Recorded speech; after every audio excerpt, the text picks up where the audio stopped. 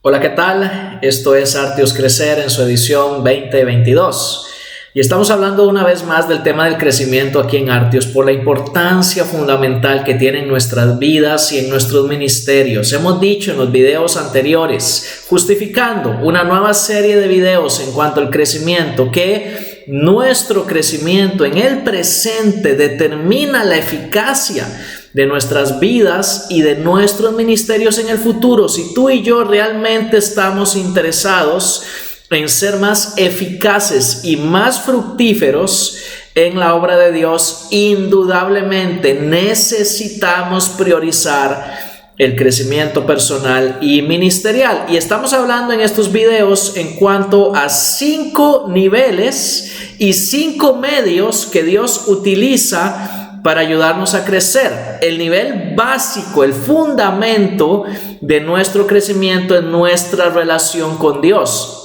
El medio que Dios usa para ayudarnos a crecer en ese nivel es el corazón, tema que hablamos en el video anterior. En este video vamos a hablar del segundo nivel de crecimiento, que es el carácter, y cómo Dios utiliza los hábitos como el medio para ayudarnos a crecer en carácter. Vamos a hablar después de las relaciones con otros, cómo Dios usa el medio de las personas para ayudarnos a crecer. El cuarto nivel de crecimiento es el de las habilidades. El medio ahí son las experiencias, y en la cúspide está el nivel de crecimiento de la visión global. Y el medio que Dios va a utilizar ahí es nuestra mente. Así que en este video vamos a hablar de crecer en carácter, porque el nivel básico, fundamental, el primer nivel de todos, que es el de la relación con Dios, ya lo tratamos en el video anterior. El medio que Dios va a utilizar para ayudarnos a crecer en carácter son los hábitos. Y si estás familiarizada con los videos de este canal Artios, seguramente me has escuchado citar en muchas ocasiones al pastor Rick Warren, porque él proporciona, en mi opinión, la mejor definición, por lo menos la mejor que yo conozco en cuanto al carácter. Escribe el pastor Rick Warren en su libro Una vida con propósito: tu carácter es esencialmente la suma de tus hábitos. Es la manera en que te conduces habitualmente. Más adelante él va a decir: nada le da más forma a tu vida que los compromisos que asumas. Ellos pueden servir para tu desarrollo o destrucción, pero en ambos casos te definirán. Dime con qué estás comprometido y te diré lo que serás en 20 años. Llegamos a ser lo que nos comprometemos ser. Hay solo una manera de desarrollar los hábitos de un carácter semejante al de Cristo: practicarlos. Y eso toma tiempo. No existen hábitos instantáneos. La repetición es la madre del carácter y la habilidad. Y me encanta la manera en que el pastor Warren escribe en cuanto a los hábitos, porque no solo es verdad, sino que él lo transmite de una forma sumamente pegajosa y hasta poética, hasta bonita, ¿no?, de escuchar y de leer. Así que nuestro carácter, según Rick Warren, y yo estoy de acuerdo con él, es esencialmente la suma de nuestros hábitos. Los hábitos le dan forma a nuestro carácter. Hablemos de crecer en carácter entonces. Se trata de desarrollar el carácter de Cristo. Eso es el crecimiento en carácter. Yo necesito desarrollar en mi propia vida el carácter de Jesucristo, y eso es un proceso de sustitución. Sustituir nuestros hábitos pecaminosos por los hábitos santos que caracterizaron la vida y el carácter de Jesús. Repito, crecer en carácter se trata de desarrollar el carácter de Cristo. ¿Cómo hago eso? A través de un proceso de sustitución, sustituyendo mis antiguos hábitos de pecado por nuevos hábitos santos, semejantes a los de Cristo, como el apóstol Pablo escribe en la carta a los Efesios capítulo 4 versículos 20 al 32, el pasaje base de este estudio. Efesios 4, 20 al 32, Pablo dice: pero ustedes no han aprendido a Cristo de esta manera, si en verdad lo escucharon y han sido enseñados en Él conforme a la verdad que hay en Jesús, que en cuanto a su anterior manera de vivir se despojen del viejo hombre, que se corrompe según los deseos engañosos, y que sean renovados en el espíritu de su mente, y que se vistan del nuevo hombre, el cual en la semejanza de Dios ha sido creado en la justicia y santidad de la verdad. Por tanto, dejando a un lado la falsedad, hablen verdad, cada cual con su prójimo, porque somos miembros los unos de los otros. Airaos, pero no pequéis. No se ponga el sol sobre vuestro enojo, ni deis lugar al diablo. El que roba no robe más, sino más bien que trabaje haciendo con sus manos lo que es bueno, a fin de que tenga que compartir con el que tiene necesidad. No salga de su boca ninguna palabra corrompida, sino solo la que sea buena para edificación, según la necesidad del momento, para que imparta gracia a los que escuchan. Y no entristezcan al Espíritu Santo de Dios, por el cual fueron sellados para el día de la redención. Sea quitada de ustedes toda amargura, enojo, ira, gritos, maledicencia, así como toda malicia. Sean más bien amables unos con otros, misericordiosos, perdonándose unos a otros, así como también Dios los perdonó en Cristo. Es uno de los pasajes clásicos en cuanto al crecimiento y desarrollo en un carácter semejante al de Jesús en las cartas de Pablo. Primero, Pablo comienza mostrándonos cuál es el proceso de la sustitución de hábitos pecaminosos por hábitos santos, y después él da una lista de ejemplos de cómo funciona esa sustitución, dejando la mentira para hablar la verdad y este tipo de cosas. Se trata, repito, de una sustitución de hábitos. Los antiguos, Pablo lo define utilizando la imagen del viejo hombre. Los nuevos lo define usando la imagen del nuevo hombre. Y entonces él dice: sustituyan la mentira por la verdad, el enojarse por no pecar, el robar por trabajar, para compartir, para ayudar a otros, el hablar dañino por un hablar edificante, y finalmente la ira explosiva por la amabilidad y el perdón. Una continua sustitución de hábitos, dejando atrás lo pecaminoso y asumiendo hábitos santos semejantes a los de Cristo Jesús. Todo este pasaje que he leído en Efesios 4 del 20 al 32 enfatiza esta continua sustitución de hábitos, y de la misma manera va a enfatizar los medios, las maneras, los instrumentos que Dios usa en nuestras vidas para realizar este cambio de hábitos. Permítame resumir lo que he dicho hasta este momento. El crecimiento en el carácter semejante al de Cristo consiste en una continua sustitución de hábitos pecaminosos por hábitos santos. En este pasaje que he leído, en Efesios 4 del 20 al 32, este proceso de sustitución se da en medio de un contexto comunitario. Eso es muy importante que lo observemos. Ahí en Efesios 4 del 20 al 32, Pablo enfatiza que la transformación de nuestras vidas, el asumir el carácter de Jesús, los hábitos de Jesús, se da en medio de un contexto de comunidad. Veamos, por ejemplo, los versículos 25, donde dice que somos miembros los unos de los otros. 28, donde habla de compartir con el que tiene necesidad en un contexto comunitario. Verso 29, habla de hablar edificante para impartir gracia a los que escuchan dentro de la comunidad. Y el verso 32 enfatiza lo que tenemos que hacer unos con otros en cuanto al perdón, la amabilidad y la misericordia. ¿Y por qué es importante recalcar que la transformación de nuestro carácter se da en un contexto comunitario?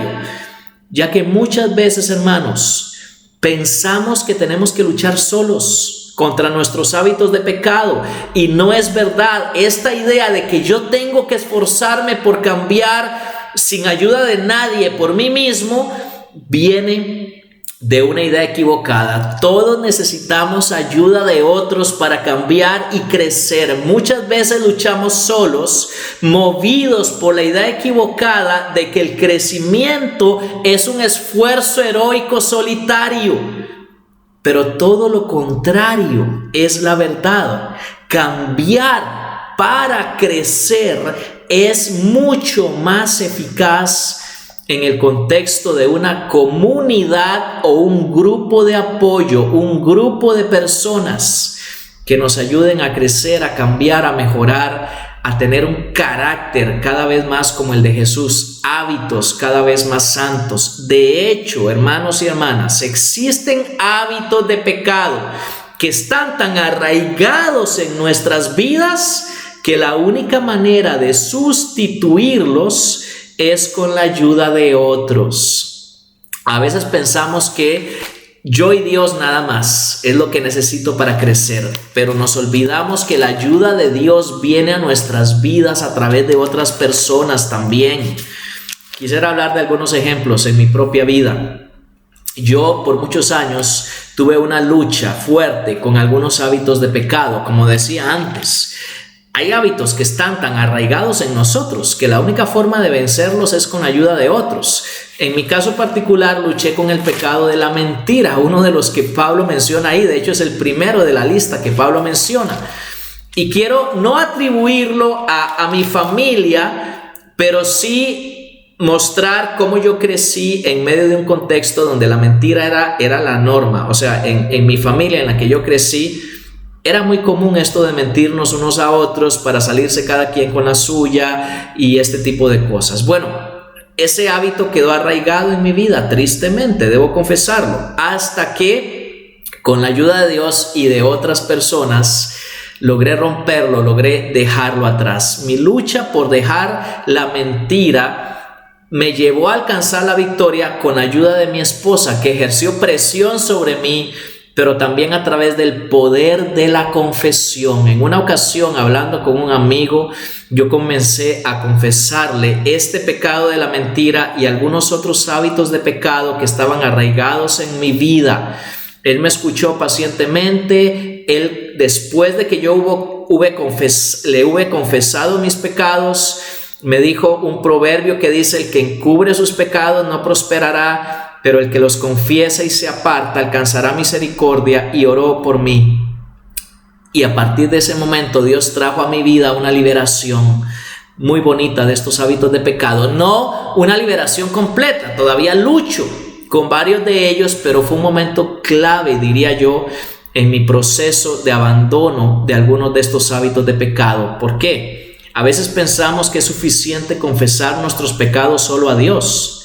Pero Santiago, la carta de Santiago, capítulo 5, versículo 16, dice lo siguiente: por tanto, confiésense sus pecados unos a otros y oren unos por otros para que sean sanados. La oración eficaz del justo puede lograr mucho, y eso fue lo que Dios hizo en mi vida. Cuando yo confesé mis hábitos de pecado, entonces a este hermano Dios trajo a mi vida esa sanidad y esa libertad. Y muchas veces, hermanos, es lo que necesitamos. El cambio viene en el contexto de la ayuda de otros, en el contexto de la comunidad. La confesión de pecados es poderosa. Recuerda, El desarrollo del carácter consiste en la sustitución de hábitos negativos por otros hábitos positivos. Y esto es importante, los hábitos no solamente se abandonan, se sustituyen. Necesitamos sustituir los hábitos malos por hábitos buenos. Los hábitos son poderosos.